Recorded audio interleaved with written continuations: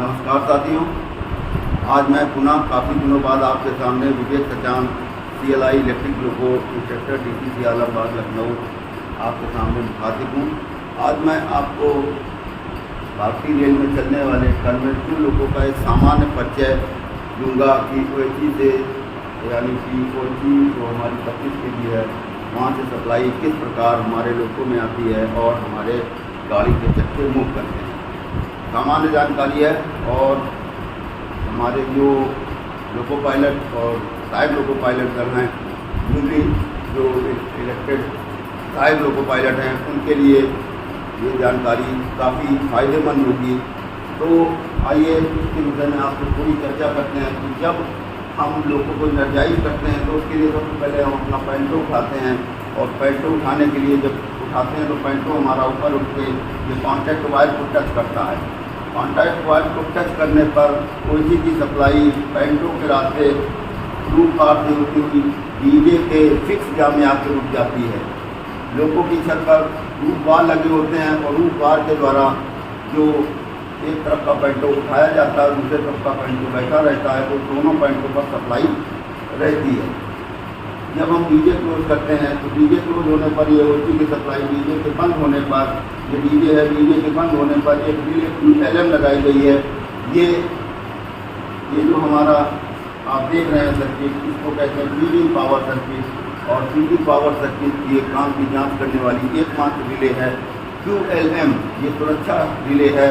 किसी भी प्रकार का ओवर करंट या अर्थ फॉल्ट होगा फीडिंग पावर सर्किट में तो सिर्फ यही QLM वो इनर्जाइज होकर डीजे खोलेगी और लोगों की सुरक्षा करेगी।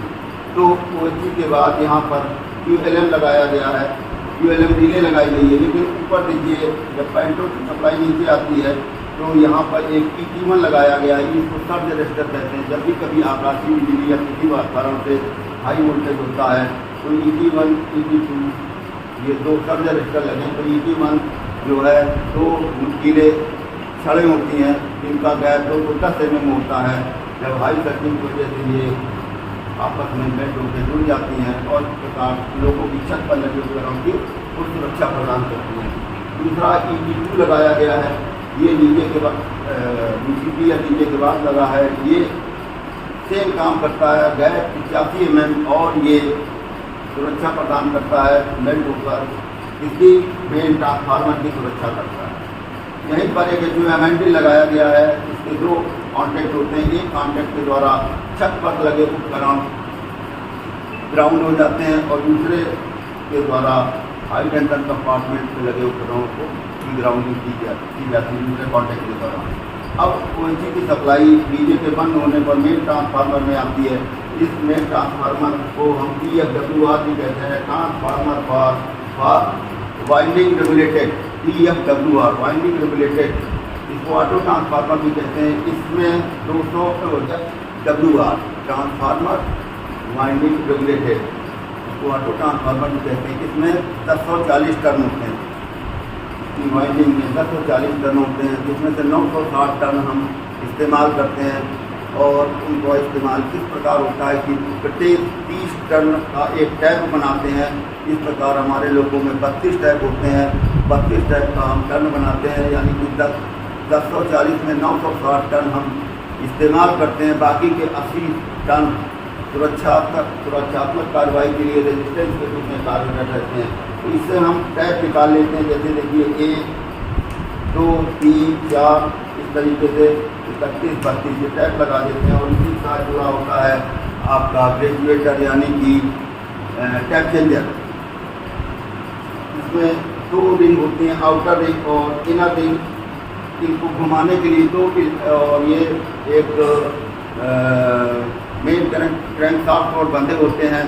और इनके घूमने से VE1 और VE2 दो इलेक्ट्रोवार भी एनर्जाइज होते हैं। VE1 के एनर्जाइज होने पर नाच आते हैं और VE2 के मतलब एनर्जाइज होने पर वो नाच घटते हैं। तो जब हम MP से नाच लेते हैं इन 32 टैपों पर तो लाइट बार रोलर जो लाइट बार और रोलर बियरिंग होती है उनके द्वारा ये रोलर इन टैपों के ऊपर चलते हैं और इस प्रकार 0 से ये 1 पर आते हैं और अगला नाच लेने पर 0 से 2 पर जाते हैं, उसके बाद 0 से 3 पर आते हैं। 3 से किस प्रकार हम नाच लेते हैं ये चलता रहता है।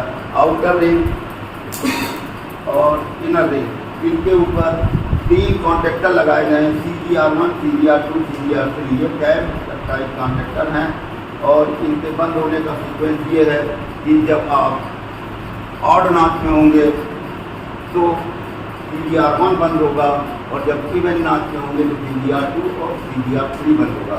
यानी एक नाच पर CGR1 होगा, 1 बंद होगा, CGR2 और CGR3 बंद होंगे, लेकिन करंट CGR3 से जाएगा।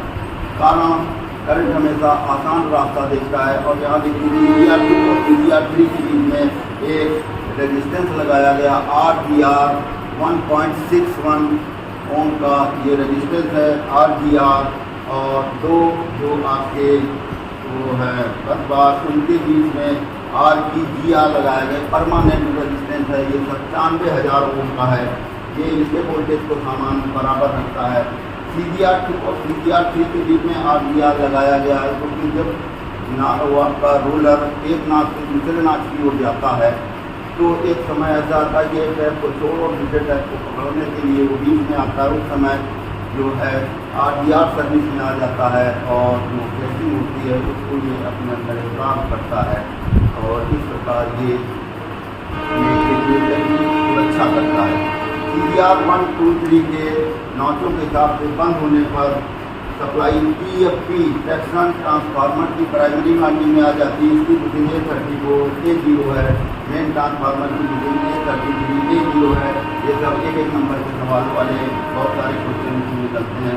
यहाँ TFP प्राइमरी में आती है और यहाँ से म्यूचुअल इंडक्शन द्वारा ये सप्लाई TFP सेकेंडरी में जाती है। इसके 2 भाग हो जाते हैं, TFP1 और TFP2। TFP1 के द्वारा सेकेंडरी जो वाइंडिंग है ट्रांसफार्मर की उसके द्वारा इंडक्शन मोटर नंबर 1, 2 और 3 को करंट जाता है और TFP2 के द्वारा 4, 5 और 6 को जा रहा है। तो यहाँ आप जो है अभी तक सप्लाई लेके आ रहे थे, सिंगल फेज AC सप्लाई आपने ली, यहाँ से ली रेगुलेटर के माध्यम से आप इंडक्शन ट्रांसफार्मर प्राइमरी में लाए, वहाँ से सेकेंडरी में लाए, यहाँ तक आप लेके आ रहे हैं कौन सी AC सिंगल फेज।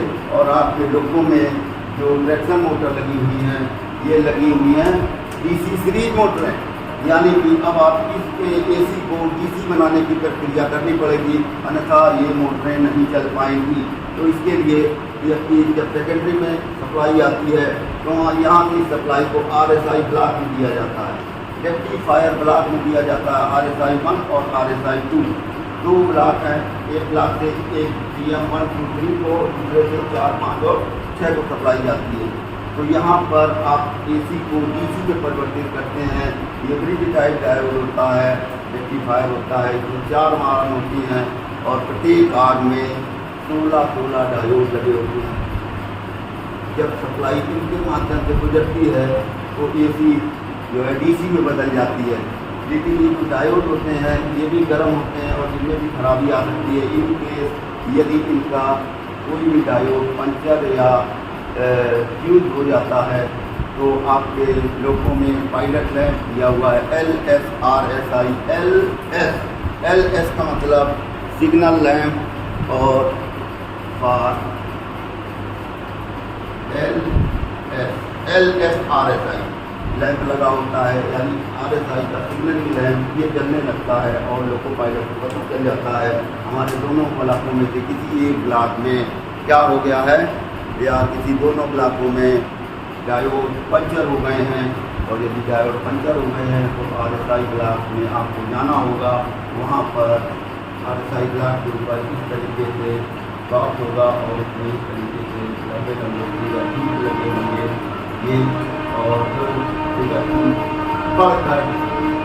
ऊपर की तरफ बढ़ के तो माइक्रो स्विच को टच कर जाता है तो सिग्नल मिल जाते हैं और आपको पता चल जाता है LSRSI की बत्ती जलने से कि आपका डायोड पंचर हो गया है। तो आप डीजे खोल के उस बड़े हुए फ्यूज को निकाल दें, डीजे खोल के उस बड़े हुए फ्यूज को निकाल दें। सामान्यतः 2 नाच कम पर गाड़ी कार्य करें। तो यहाँ से सप्लाई क्योंकि जो आती है वो शुद्ध डीसी नहीं होती, उसमें एसी के पल्स रह जाते हैं, तो उस शुद्ध डीसी बनाने के लिए एसएल से गुजारा जाता है।